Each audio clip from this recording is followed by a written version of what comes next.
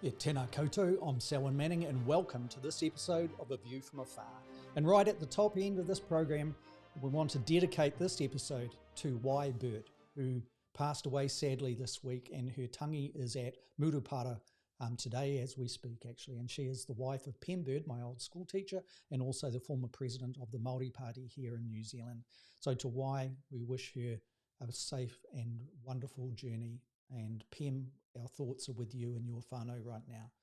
So with that said, and a dedicated program ahead of us, A View from Afar in this episode, for the third episode of 2023, political scientist Dr. Paul Buchanan and I will analyse this question. What does the geopolitical balancing that is taking place in the West and South Pacific mean for the region and the globe? And Paul and I will consider this question from several angles and provide a context to the headlines that suggest both global powers, the United States and the People's Republic of China, are on a collision course toward conflict. Paul, though, will take us through the US, Papua New Guinea and the Japan-New Zealand bilateral security military arrangements as a balancing response, perhaps as Paul is going to pitch, to the People's Republic of China Solomons security agreement that happened a little over a year ago. In addition, Paul will consider the question, does the PRC have legitimate interests in the Pacific? And as a global power, should those interests be understood and respected? And Paul also has written a deep thinking piece on Geopolitical, and we will make reference to that, and Paul will make reference to that, and there will be links both in the YouTube version of this video once it is recorded, and also on Geopolitical back to this for people to have reference this way as well. Also, I will consider about a third of the way through the program whether China's ascendancy as a global power threatens the United States' position as the preeminent defender of the global order. And I'll also raise for debate highlighting what the two global powers' messaging was at the Shangri-La security dialogue that took place over the last weekend. Paul will dovetail off this, and he will come back and deep dive analyse what all this means for the Asia-Pacific region and the world. Okay, with all that said, that's the introduction. Before we cross to Paul, here's an invitation to our live audiences, and thank you for already in attendance. I can see your numbers are there. Feel free to interact with us while we are live via YouTube in particular. You can on Facebook, but sometimes we don't get the questions or the comments through properly, but YouTube is definitely the best for this kind of thing. And remember, if you do make comments or lodge questions, your interaction may be included in this broadcast. Okay, so let's cross to Paul and dig down deep into these issues. Kia ora, tēnā koe, Paul. Iho. Tēnā koe, Selwyn, and to our listeners as well. Welcome back, and good to see you. Yeah, good to see you too, Paul. And our audio kicked in perfectly, so there you go. It's working very fine. Paul, so if you can take us through the main topics and enter into this, and then we will unpack, shall we say, all the complexity around this and speak to those main questions. What does this mean for security in the region and the world, and also what we're witnessing? The back question to all of this all the way through is: are the two global powers here on a journey toward conflict, or are we seeing something else here? Okay, what motivated my thoughts and what eventuated in that Geopolitical post is I've been thinking about the fact that we've seen this sort of tit for tat between the United States and its allies in the South Pacific and the People's Republic of China trying to make inroads. And so I thought, what I'm looking at here is not a call and response or action and reaction. It's more of a balancing of power. And of course, we hear about balances of power all the time. Some are relatively equal, others are one-sided. But I thought, no, maybe we should just frame what's going on in terms of a balance of power logic, then flesh out the component parts. And so what I'll do is I'll start with a really brief chronology so our listeners understand what this involves. So, and I'm only going to do recent history because things have accelerated in the last 18 months exponentially. The way it goes is this. In March of 2022, the People's Republic of China signed a bilateral security agreement with the Solomon Islands.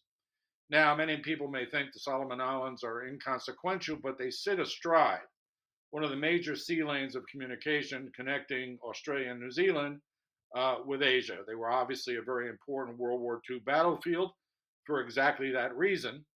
And the Chinese and the Solomons government signed this agreement, which includes several things, but which also has not been disclosed in its entirety. And that worries Western analysts. Is, they're not being transparent about what hasn't been publicly released. And what's publicly released is this. The Chinese have agreed to provide advisors to the Solomon police services, particularly with regards to crowd control in the event of unrest, and coincident with that, protection of Chinese investments in the Solomons. The biggest investor in the Solomons is the People's Republic. It's mostly in forestry and nitrates, and every time there's civil strife, Chinese businesses get targeted. As you well know, Selwyn, this is endemic throughout the Pacific, that the Chinese get scapegoated for various reasons.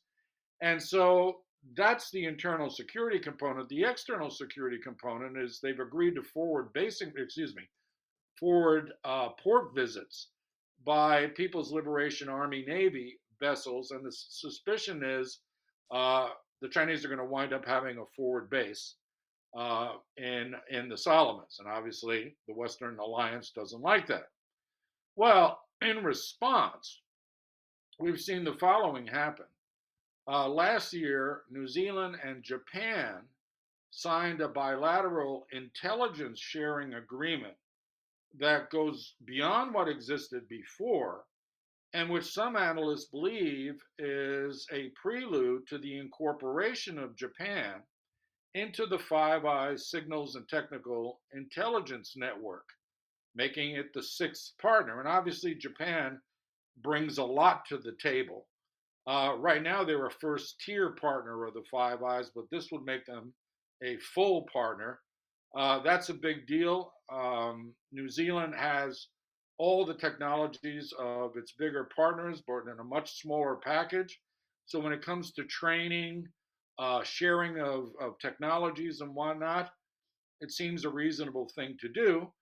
And then New Zealand has just signed, as in the last 3 weeks, a bilateral military agreement with Japan, which, if you think that intelligence sharing is needed for military synergies between different armed forces, that would seem a natural progression. The New Zealanders have said that it's mostly about joint humanitarian operations in the South Pacific, that they don't envision any military kinetic exercises in the near future. And Japan has a good record in the South Pacific of humanitarian assistance. In fact, they were involved in the disaster relief efforts that followed the volcanic explosion in Tonga about 18 months ago. And so that's firmed up. And if you think about it, that axis, that vertical axis between New Zealand and Japan, constitute the southernmost and the northernmost outer reaches of what might be considered a defensive picket fence against Chinese great power projection into the blue Pacific. And I'll get to that in a second. On top of that, we just have had the announcement that the United States and Papua New Guinea have signed a bilateral military agreement in which the United States will be able to station troops and stage exercises in the PNG. Papua New Guinea will do joint training with them and the like. And of course, that appears to be a direct response to the Chinese deal in the Solomons, given the proximity of the two archipelagos.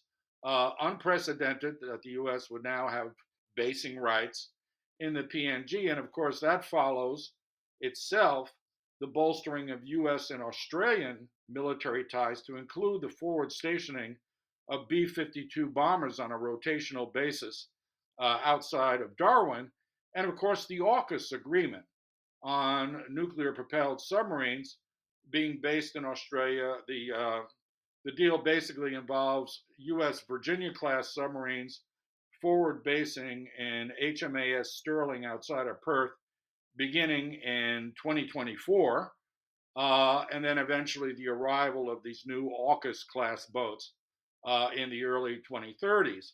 So you're seeing, you can see how it looks like a tit for tat. And in recent days, it's been announced that the Australians are going to hold a military exercise with Japan and the United States up in Queensland near Townsville.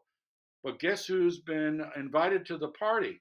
The French, the Tongans, and the Fijians. Now that's important because first of all, Tonga and Fiji are the only Polynesian states that have militaries. Everybody else has police forces, but they actually have militaries. And of course, the French has a very big presence in the South Pacific. It has a Pacific fleet that's headquartered in Tahiti, and it has a division-sized army located in New Caledonia. And as much as the land component may involve serving as a gendarme in case the Kanaks have an armed revolt, which is in the history of New Caledonia against French control, they're also an expeditionary force. They're mostly amphibious, so they can fight in the region.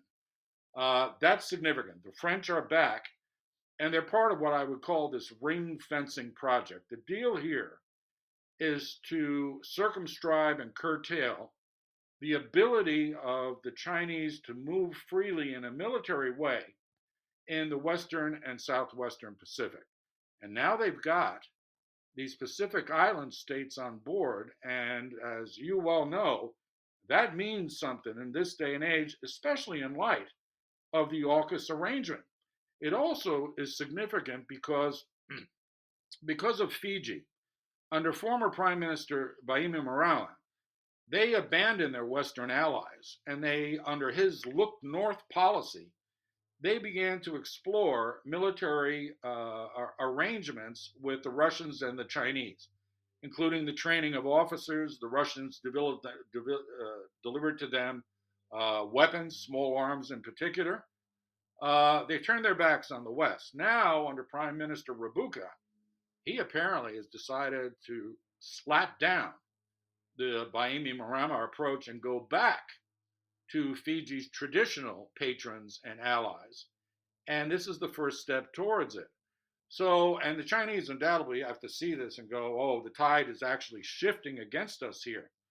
So, what I think we're seeing is a ring fencing project now with several layers, if you will, with each one of these bilaterals being a stake in that corral of Chinese maritime projection in particular. But it's not one-sided. The Chinese are trying to break out, as the term goes, through this ring fencing. They want to be able to project force beyond the East and South China Seas. They want to be able to get out into the blue waters. And it's very clear now that most of their neighbors, as well as the US, Australia, and New Zealand, have decided that's not a good idea. And we'll get into that in due course. And I'll leave you with this final thought. So we have ring fencing versus breakout strategies, all as part of a balancing mechanism. The big balance of power is between the US and China as global great powers. But the big balance is made out of what we call nested games, or smaller balancing on a regional or subject basis, because balance of power are military, diplomatic, and economic.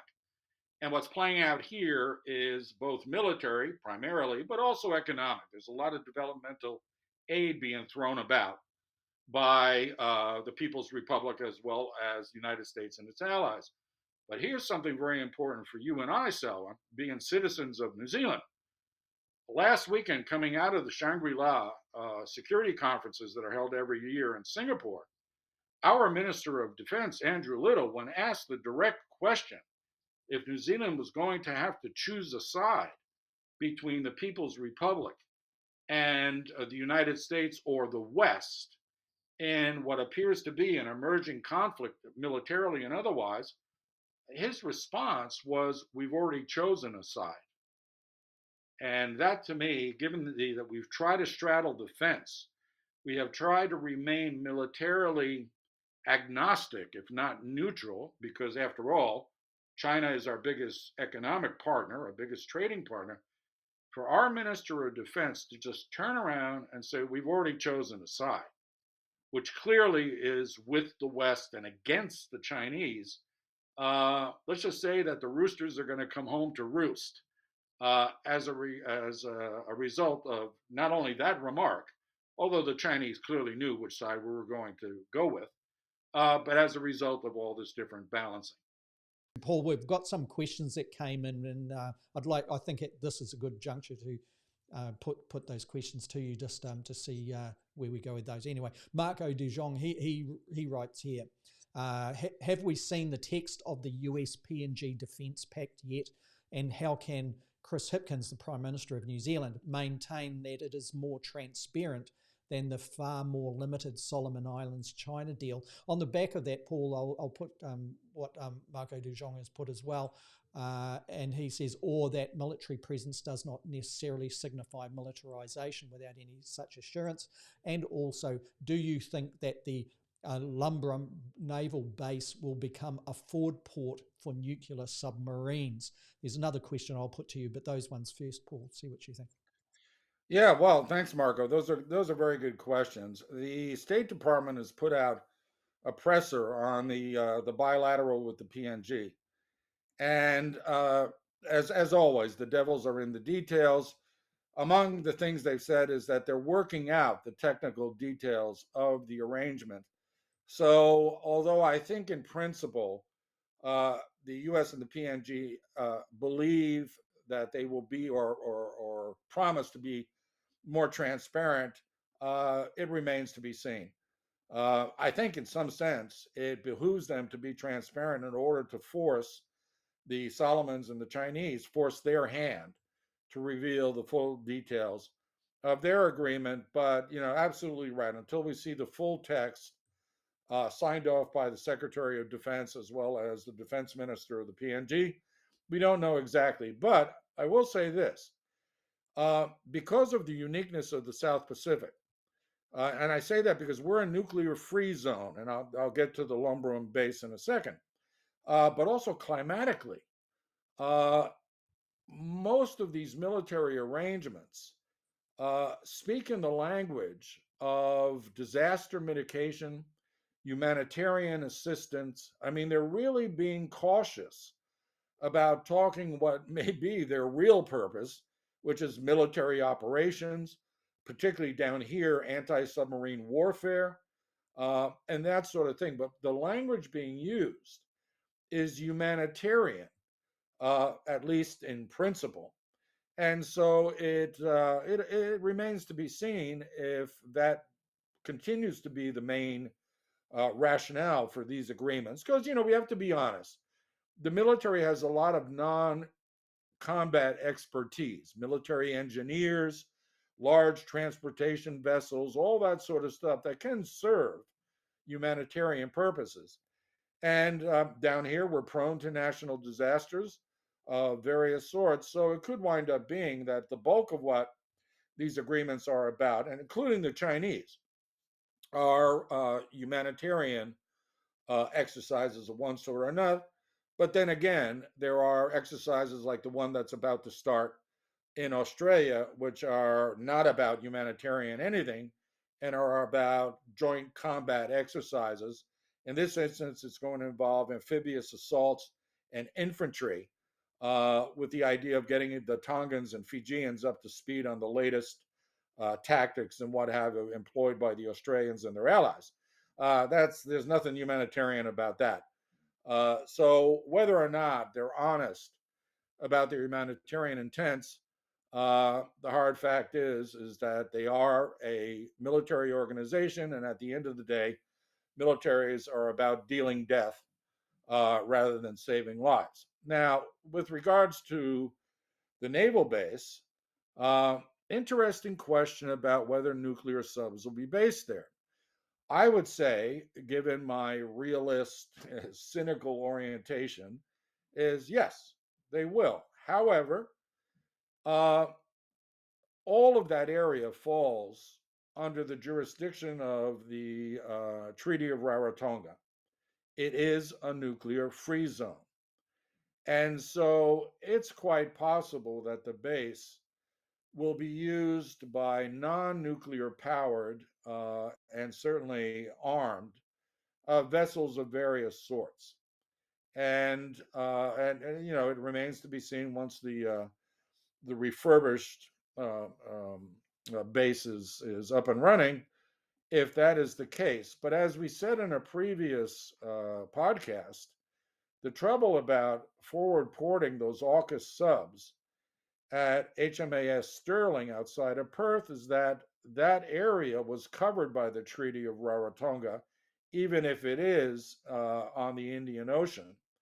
And so, if they're going to violate the treaty by stationing nuclear propelled boats outside of Perth, then the precedent is set for anyone to forward port nuclear propelled vessels. And I think the argument would go, well, we're not putting permanent nuclear structures or fixtures in these areas. We're merely passing through, and the propulsion systems stay on board. That's a bit specious because, quite frankly, HMS Sterling is going to have a nuclear engineering laboratory on shore, for basic repair and refurbishment. So any such base, any base that caters to nuclear propelled vessels, will have to have a similar facility. So I would say, on the balance of probabilities right now, given the risks of nuclear proliferation in the South Pacific if violations of the treaty continue, that we more than likely will not see nuclear propelled or armed vessels there anytime soon. We will see plenty of conventional gray hulls with conventional weapons, but on the nuclear question, I think that cooler heads will say, violating this treaty can open a can of worms. And mind you, it's been interesting because the French have respected the Treaty of Rarotonga. And, the French are not known for not taken kindly to down here, given their histories in the South Pacific with nukes. And yet, even they have agreed that the treaty was a good one. So, on the balance of probabilities, I'd say no, we're not going to see nuclear powered anything anytime soon. But then again, I've been proven wrong many times before. Oh, that's the privilege of speaking out, isn't it, Paul?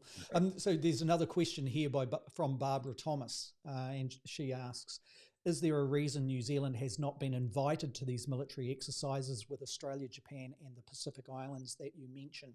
And those Pacific Islands are clearly, like you identified there, Paul, were Tonga, Fiji, and you can add that next one in. There's questions around that. And the French, yeah, and the French. And the French, of course, yes. So, once again, Barbara's question here is New Zealand, is there a reason New Zealand has not been invited to these military exercises with Australia, Japan, and the Pacific Islands that you mentioned?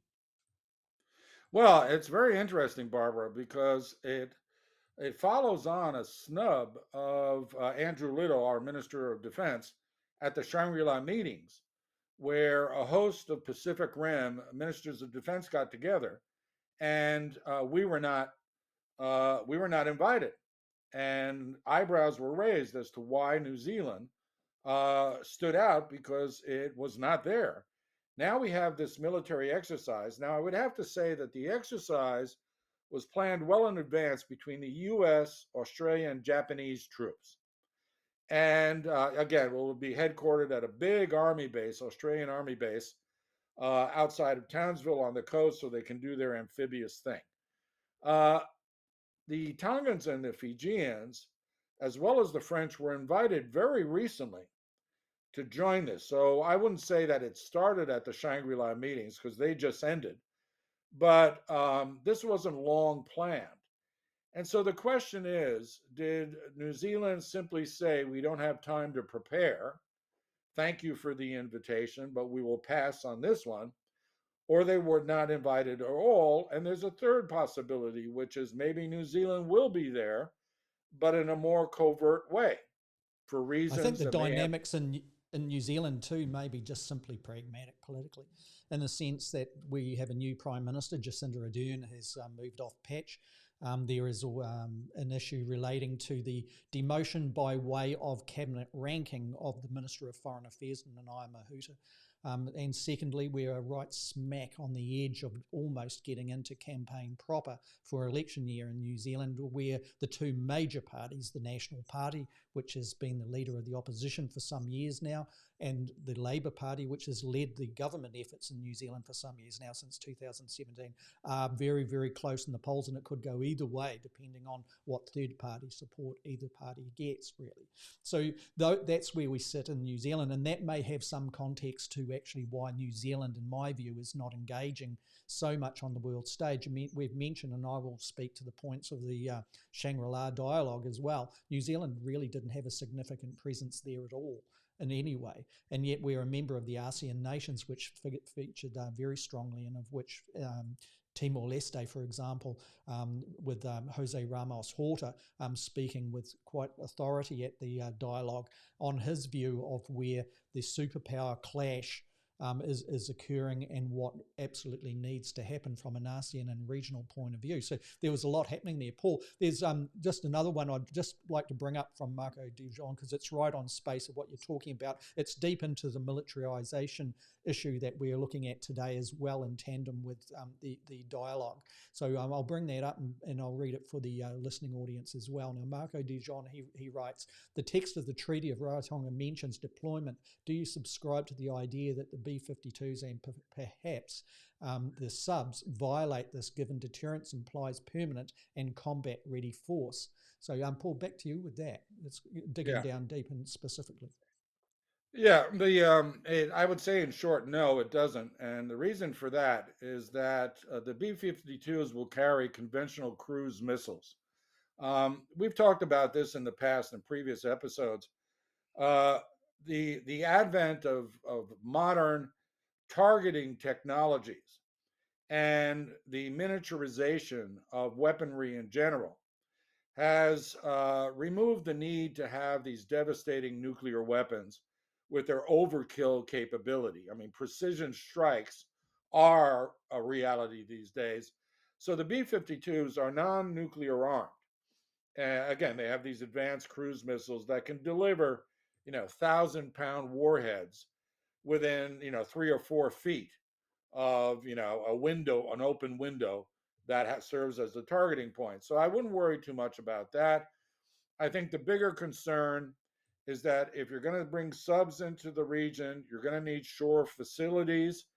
Even the extraction and insertion of fissile material in submarine reactors can become a thorny problem.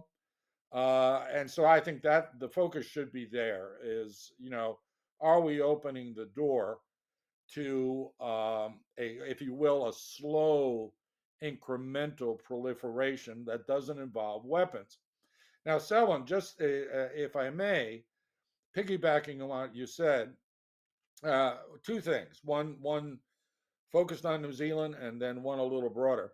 You're absolutely right, and I think that our foreign listeners need to understand we're in an election year here, and the Hipkins government that replaced the Ardern government. I mean, he had a lot to follow up to, because Jacinda Ardern, I mean, she's just been named a dame, popular world figure. He has shifted to the right. And it's very clear.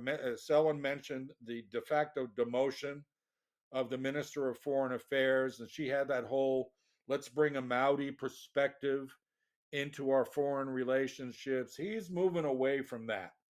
And Andrew Little, his defense minister, who was appointed defense minister by Hipkins, the previous guy who was Maori, he got the boot and demoted. Little is on the right wing of the Labour Party, and that bluntness about we've chosen a side, he couldn't have done that without a nod from Chris Hipkins, but everything has to be viewed through the lens of an election in which the right center party is going to the right. See, their tail is something called the ACT Party, a sort of populist, libertarian, odd mixture. They're wagging the right center party's tail. So these guys now are doing racist dog whistling, are acting tough when it comes to crime and those sort of things. Well, on a military level, they're headed to the right. They would like to join AUKUS. They would like to get rid of the non-nuclear policy. I say that sort of speciously. And so what Labor's doing is just cutting them off from getting any traction in the military security field and going, you know what, we're not going there, but we're not going to do things active that could hinder our chances of forming a coalition in the next election, which happens in mid-October. They would like to have the Greens on their side.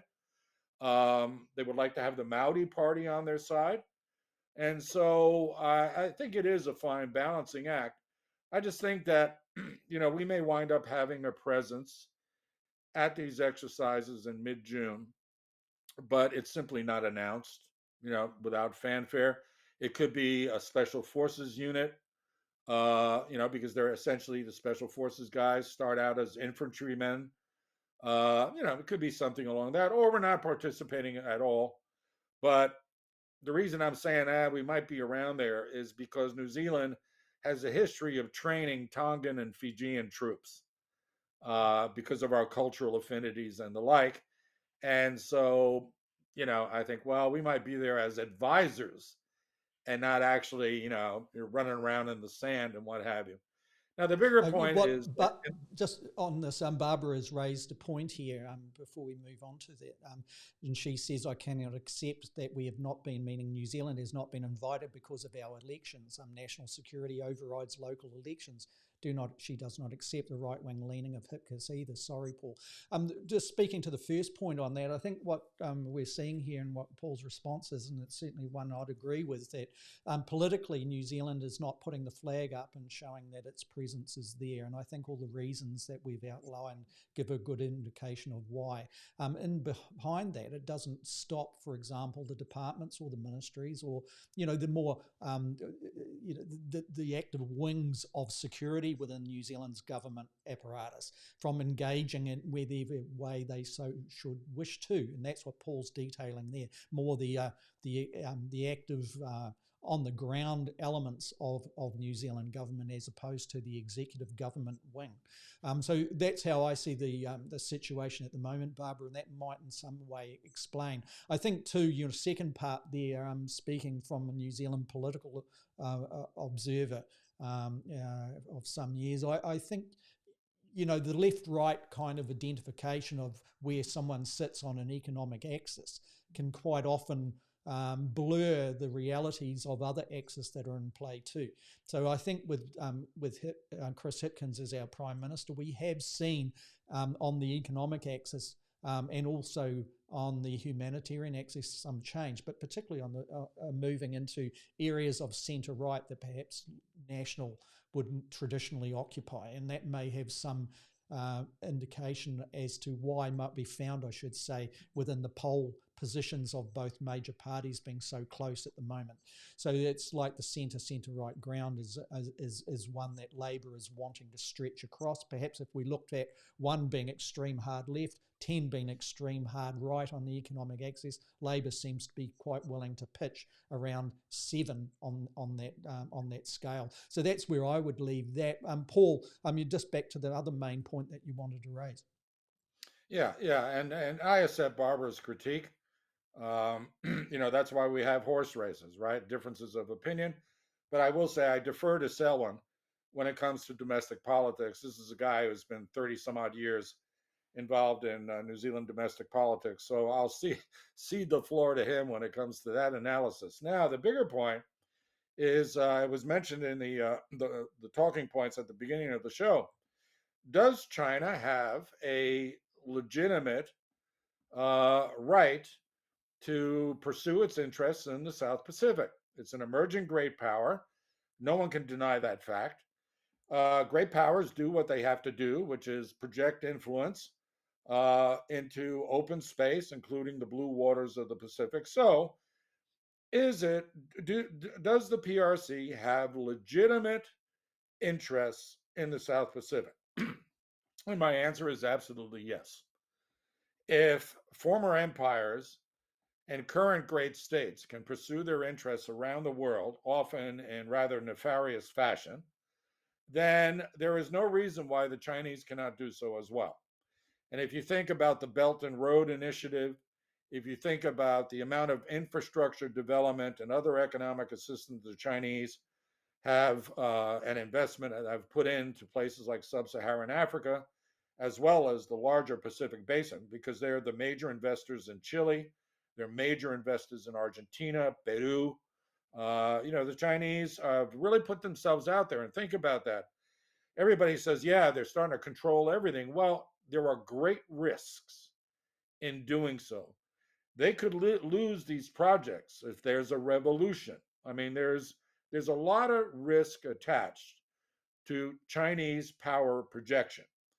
So I don't question the legitimacy of them trying to achieve great power status by doing what every great power does, which is moving out there. They would have an interest in protecting the sea lanes of communication, as well as potential natural resource exploitation fields. All of this has been done before by great powers. So what's the problem with the Chinese? And I sit here often going, what exactly is the problem with the Chinese? Well, let me dispense with one of them. My human rights friends will say, well, the problem with the Chinese is they're run by an authoritarian regime that systematically abuses the rights of their own people and then engages in genocide, at least culturally, of minority communities like the Uyghurs. And I think to myself, yeah, I don't like that. I'm a liberal Democrat socialist at heart. But when has that ever stopped anyone from dealing with a great power? I mean, think about us in New Zealand. We talk about a principled foreign policy. That's rubbish. We trade with authoritarians all the time. We trade with the Saudis, with the UAE, the Kuwaitis, the Iranians. The Chinese are our biggest trading partner. That's because foreign affairs is, in most instances, value neutral. I hate to say it because I have a wee bit of idealism in me, but the realist says, don't project your values about internal organization, representation, transparency, and the like, which are white Anglo-Saxon liberal values that you're trying to transpose onto other cultures that have no histories of democracy and the like. Don't do it. Just trade, and if need be, enter into security agreements where feasible. So I'm dispensing with that. What I will say is it's not about the legitimacy of Chinese interests that worries the Western-led alliance, because let's remember, Vietnam, Malaysia, Indonesia, the Philippines, Japan, they're not Western countries, and they're quite anti-Chinese. It reminds me of the old jokes about the Poles being asked about how they feel about the Russians, and the answer was that we think of the Russians as brothers. And when the commentator said, what do you mean, brothers? And he goes, well, we can choose our friends. The neighbors of the Chinese know the Chinese really well, and they don't like them. They have reasons for that. I won't get into it, but I will say this. It is Chinese behavior that has people worried, West and non-West. It is the Chinese pattern of, they call it assertive military diplomacy. Most of their neighbors will call it bullying. The island building project, the repeated encroachment of their neighbors' territorial waters, very aggressive military posturing in a variety of places. You could say, well, the United States does the same. Therein lies the rub. When China was brought in to the World Trade Organization, the World Bank, what was it now, 10, 15 years ago, The idea was that they would accept the rules-based international liberal order. They would understand that they will mutually benefit, in a rising tide raises all boats sort of way. They would achieve greatness, but they had to play by the rules. Now we know the rules were made for and by the Western former colonial powers. Totally understood. I'll speak to these points in a Okay, moment. I'll let you go with that. The issue is that the Chinese accepted entrance into these liberal institutions and then have systematically violated the rules and norms that underpin them. So the idea is it's not about their internal behavior, it's about their external behavior. The West, quite frankly, I don't think the United States government particularly concerns itself about Uyghurs. I'd hate to say it, but I don't think the French do. It's all about the international arena and how the Chinese conducts themselves. And I think that's the crux of the problem. It's just Chinese behavior is considered to be anathema to the international status quo. And of course, the Chinese have responded in concert with the Russians by saying, yeah, but that's a post-colonial order that you guys erected to keep your dominance. And we reject that. We want a new global South based international order. And that's what you're really upset about. And I'll tell you what, I can't really argue strongly against that. I think that the truth lies somewhere in between. But the issue is Chinese foreign behavior, particularly its military, quote unquote, diplomacy, in its near abroad. And that's the crux of this ring fencing project. And until their behavior changes, we're going to see more of it, because the ring fencing is ultimately about raising the cost to the Chinese of their power projection. If you have to, stumble across other military vessels watching your every move, you're burning a lot of resources and expending a lot of capital just to get out into open water. That's exactly what this is all about. Yeah, a lot of what I was going to contribute, I'll relay on to another episode, because we simply will not have time to dig down deep into those areas, Paul. But just in response to to some of those claims, I would position my viewpoint here and my response from a more independent position. So not necessarily responding as if I was putting myself into the shoes of the People's Republic of China nor the United States, but one perhaps of observing it from a smaller state that embraces multilateralism within the ASEAN trading bloc. And my response to those points would be, yeah, sure, China on all of those points that you raised is fitting and gets a tick. That's absolutely correct and factual. I'd also point out that the United States under the Trump administration tried to undermine the WTO, the World Trade Organization, the WHO, the Health Organization, even NATO. Tried to undermine and unpack that to the point of irrelevancies. But let's get back to the WTO, because that's a primary point here. Trump did not seek recourse through the WTO to any grievance that they may have believed was occurring at the hands of the People's Republic of China that countered the United States' trade and economic interests.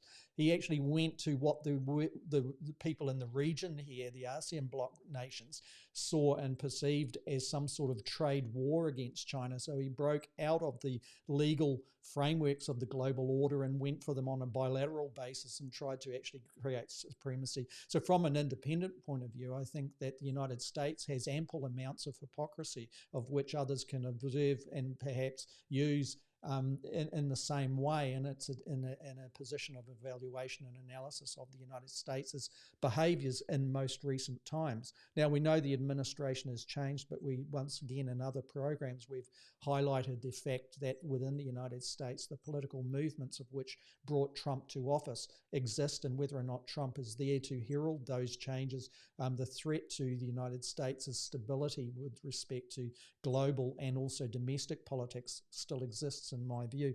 If you look at this whole thing and stand back from it, one of the points that we might bring to another program that may be worthwhile is around the question of, does China's ascendancy as a global power threaten the United States' position as the preemptive defender of the global order? And as the United States committed to the global order on all of these pillars of international law, respect of the International Criminal Court, it would be nice to see the United States once again reattach itself to that and have some sort of legitimacy over such things that the world needs at this time, but also particularly in trade. The other thing within the region I'd just add at this juncture is, while we're talking trade, one of the things that came through very strongly from, I mentioned earlier, from Jose Ramos Horta, who was instrumental in bringing independence and East Timor toward a legitimate, peaceful nation, of which has prospered arguably very much under that change in 1999 onwards toward democracy, and certainly enjoying democracy as it is now. He is saying in his view at the Shangri-La dialogue, that dialogue is the way forward here, and his concerns of the two global powers on these bigger issues of consideration, and like is raised here, is China's ascendancy a threat to the United States' position as preemptive defender of such norms and international norms. So, Paul, those are big issues that perhaps we can park and unpack it in a later time. But within the context of all of this, I'll just raise a couple of the security comments and leave that for the audience to pick through, and also for you to analyse and conclude the program, Paul. At the Shangri-La dialogue, for example, I'll start with what the Chinese said in one of the noted preliminaries there. General Li Shangfu, the State Councillor or Minister of National Defence, China, and I'll just read, and please, audience, don't see that I'm necessarily subscribing to this, nor the comments from the United States. I'm just merely giving a position of what was spoken, and the links will be in the program. General Shangfu, he said, and I quote here, "We in China believe the key for countries to live in harmony is mutual respect and treating each other as equals." He added, "Some countries have willfully interfered in other countries' internal affairs and matters in the affairs of other countries, and frequently resorted to unilateral sanctions, incursions with force. It has incited colour revolutions and proxy wars in different regions, created chaos and turbulence, and just walked away, leaving a mess behind. We must never allow such things to happen again in the Asia Pacific." Now, clearly what he's talking about is the United States, and probably citing things like in the Middle East and the policies there with respect to Afghanistan, and also in Iraq. And Paul and I have dug into such things very deeply too. He added there, the world is big enough for countries, including China and the United States, to grow together. The right way for China and the United States to get along is following the three principles of mutual respect, peaceful coexistence, and a win-win cooperation. Now, there's the messages that China was putting to the Shangri-La Security Dialogue, and its audience there clearly is not necessarily domestic, but perhaps a touch of that, but certainly the other ASEAN nations that are there, that are joined and have joined the United States' ring-fencing security interests in the region. The United States Secretary of Defense, Lloyd Justin III, he says here, and I will direct quote once again, Paul, I'll just encourage you and the audiences to come back from that. And he says, and that's more on keeping with where we've been in this program, he says, "We are making bold investments in air power, including the additional $61 billion for our F-35s and the F-22s and uncrewed aircraft, and not to mention the B-21 Raider. We are investing in an expanded fleet of subs, carriers and destroyers, as well as in space and cyberspace, and long-range fires, including hypersonics. And at every point, we are committed to sharing the advances that we have made to help our partners." And then he adds here, with respect to the People's Republic of China, and the Secretary of State, the US Secretary of State says, "The People's Republic of China continues to conduct an alarming number of rescue intercepts," which has been happening including throughout this week, I'll just add, "of the US and allied aircraft flying unlawfully in international airspace. We have just seen another troubling case of aggressive and unprofessional flying by the PRC. So we will support our allies and partners as they defend themselves against coercion and bullying. To be clear, we did not seek conflict or confrontation, but we will not flinch in the face of bullying and coercion. Now, all of this is especially important in the Taiwan Straits. Paul, I think what the United States is doing here is it's saying, we have come back stronger since the Trump years. We are determined to force the United States' interest within the region and to make sure it endures. We are prepared to do that by security means. And I think the United States is also saying Taiwan is a no-go area. Do not go there. That's the tripwire. That's the area where conflict can spark. But we are firm in our resolve. Don't underestimate our positions now. And it's almost like they're signaling the United States in this area is no longer weak. Please do not perceive it as such. In counter to that, the Chinese are saying, hey, let's talk. Now, the United States wants the PRC to talk militarily, to have those connections back again, those areas of safety, perhaps in dialogue within military to military. The PRC is saying, no, we do not want that. It's almost like it's saying we want to be treated with mutual respect as the words that it's seeding in to its position. But that mutual respect, what does China mean by that? Does it actually expect that mutual respect means to allow China's interests to go unchallenged? So this is where we are at. It seems both sides of the United States also indicated very strongly it wants dialogue, but within the military security space. The Chinese are saying, well, we want dialogue on this mutual respect platform as two global powers side by side. Paul, that's a quick evaluation of digging down into what was coming out of the Shangri-La dialogue. Back to you to make sense of where that is, and we'll conclude the program in about whenever you wish. Yeah, you've actually summed it up very well. They're talking past each other. Lloyd Austin sounded like a weapons salesman with his inventory of all the stuff that they're building and whatnot. And the Chinese defense minister, who's under U.S. sanctions, spoke as a statesman about the larger global configuration. And that's exactly what's going on.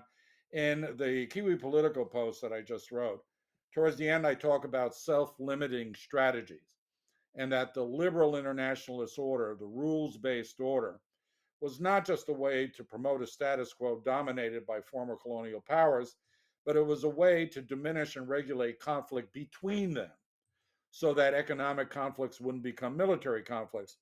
And I urge readers to go and read the entire piece, but look at the sections on self-limitation, because there's no reason for the United States not to be able to share space with China in a newly configured bipolar world.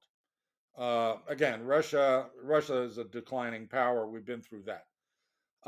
The question is, will both of these countries in this new bipolar arrangement, should they ever get to it, agree to mutual self-limitation? That is, to not use force to pursue national interests willy-nilly, to agree to areas to disagree, maybe even to agree to areas of influence. But the point was, and here I side with the Chinese, while Austin's talking about armaments, they're talking about the nature of the international system. They're being more realistic. The United States may wax nostalgic for the unipolar moment.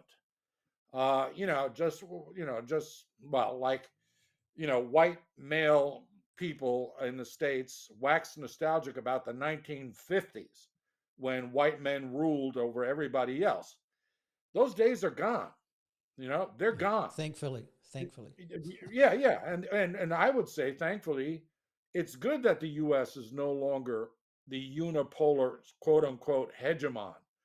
The emerging multipolar world is such that the United States will be one amongst a number of emerging great powers, and it has to learn to live with that. Well, the Chinese are much more cognizant of what's coming ahead than reliving the past, and they don't like their past. They felt they've been hemmed in, denied their great power status. So the first thing we got to do is give up the arms salesman approach and become more statesman-like. Now maybe Lloyd Austin, because he's a defense minister and he wants to sell American, weapons to allies, talk the way he did. We need Anthony Blinken to get back to talking to his counterpart about the emerging international system and what accommodations can be made to bring China back into the fold. And, again, Trump, I hope, was an aberration. You well know that hypocrisy is the currency of diplomacy. But to belabor U.S. hypocrisy endlessly, and it's done, some of our listeners do this all the time. But what about the United States? What about this? Let's look forward. The Chinese can talk about U.S. hypocrisy and their sorry record of interventionism, but we've got to look forward. We've got to find a modus vivendi between China as the newly arrived great power and the U.S., I hate to say it, as the declining great, they're no longer a superpower. Militarily, they may be, but, everything else is starting to deteriorate. And here's the thing. What I got out of the Chinese refusing to talk to Lloyd Austin is something that you brought up a couple of sessions ago when you talked about the U.S. as being viewed as an unstable polity and henceforth unreliable. That was a brilliant thing to say, because I think that's what the Chinese believe. The Chinese thought to themselves, besides the slights of having their defense minister under sanction, they look over at Lloyd Austin and go, why should we talk to this guy? We don't know what's going to happen in 2 years. The country is melting down with these MAGA guys, and there's now 12 people competing to be the Republican nominee, and they're trying to outflank each other on the weirdness dimension. Yeah, I think that the Chinese see themselves in a position of advantage where they don't have to necessarily talk to the United States at the level the United States wants to talk to, i.e., defense minister to defense minister. They want to talk about the bigger scheme of things. And until the United States realizes that it's in its best interests to understand the emerging global order for what it is, which means the US doesn't get to dictate the terms anymore, then the possibility for negotiated compromises on a host of issues, including the ICC, and including a host of international institutions, their conformation, their orientation, all that sort of stuff will depend on talks between this emerging bipolar configuration within a larger multipolar world. And I'll finish with this. We must always remember that China is not homogeneous. Its leadership is not monolithic. There are factions, there are differences of opinion. They just organize differently than liberal democracies do. So what Xi Jinping and his faction may want to do today and into the near future may not be entirely welcome by people who are more far-sighted or who think that this approach is too short-sighted and needs to be tempered by something more, medium or long distance when it comes to forecasting. So on that note, I'll simply say, we are in now a balancing moment where all of this ebb and flow between these two powers and then the constellations that surround them are very fluid and are moving to check each other in various ways, shapes, and forms. And to my mind, that's going to occur for the foreseeable future until if you will, macro dialogue is established between these two great powers. Thank you for that, Paul. Thank you for your contribution and also picking through all the complexity and giving the context to these major issues that are here. I do think that we will look into the primary kind of areas of influence, perhaps, if we put it that way, and start thinking in that respect in future episodes as well, which will make sense as to what we are seeing on defence and security grounds. One of the observations, once again, from the nations, the ASEAN nations, at the Shangri-La dialogue only last weekend was one of a reality and a pragmatic point of view. And they're basically saying the ASEAN bloc stands and firm and is integral, and China is a significant component of the ASEAN trading bloc, and it's all about trade. And so, this is where the self-interest of countries' economic aspirations rely and sit. When we talk about security, we may have more in common as a bloc, as a region, with the United States' interests, arguably. But nobody sees the United States willing nor able to come to the table with trade relationships that help to balance those real necessities of GDP and the quality of life for its peoples, and also the economic and environmental aspirations that all countries are inching toward agreeing to. So those are some of the big issues that, within the global environment in 2023 that perhaps we can embrace in different ways and make sense of in future episodes. There's a number of comments that have come through. I've brought them up on the screen. I thank the people that have been here during the live recording of this, and thanks for hanging in there when we've dropped connections and things like that too. Your comments and also your interaction is highly regarded, and we look forward to more of that in the future. For those that are listening to it on demand, we will be back in 2 weeks' time with another major issue to dig down deep into, and we look forward to your company once again then. And once again, those that are on the platforms or are hearing this, please do subscribe to the podcast so you can pick it up through your favorite ones. They're all there: Apple Podcasts, Spotify, all the others. And also for those that want to watch and engage, YouTube's the place at the moment, so do that too. Thank you very much for your company, for your time. And once again, we just think of Pem Bird and his passing of his wife, Bird, whose tangi, which is, for those that don't reside in New Zealand, means funeral, has been happening today. Take care, ka kite anō, and we look forward to your company in 2 weeks' time. Goodbye.